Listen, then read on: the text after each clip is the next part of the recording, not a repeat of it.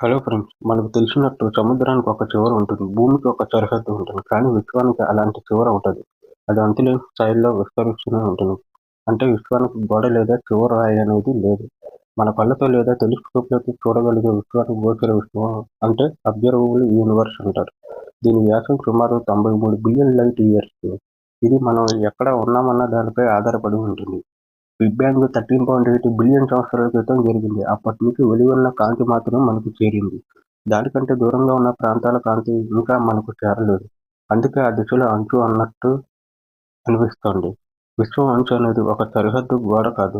మనం ఒక బుడగలో ఉన్నట్టుగా ఊహించుకోవాలి. ఆ బుడగలో మనం ఎంత దూరం వరకు కాంతిని చూడగలమో అదే అంచు.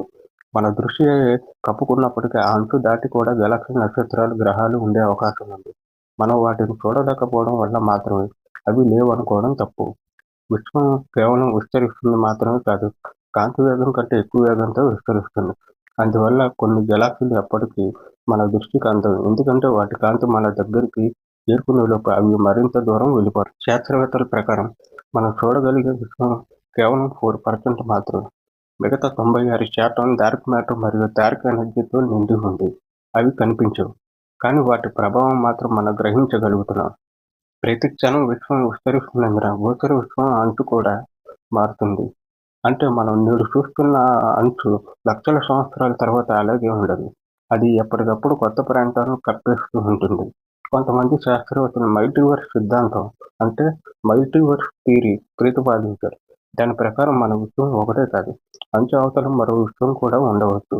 అంటే మనం ఊహించలేని స్థాయిలో అనేక విశ్వాలు ఉండే అవకాశం ఉంది. విశ్వం విస్తరణ ఆగిపోవడం లేదు.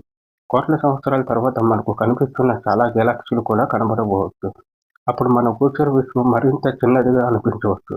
అంటే అంచు ఎప్పటికప్పుడు భవిష్యత్తులో మారిపోతూ ఉంటుంది. చివరగా విశ్వం అంచు అనేది ఒక రహస్యమైన సరిహద్దు మాత్రమే. మనం చూడగలిగే పరిమితి వరకు దాన్ని అంచు అంటాం. కానీ దానికంటే అవతల కూడా అంతులేని విశ్వం కొనసాగుతూనే ఉంటుంది.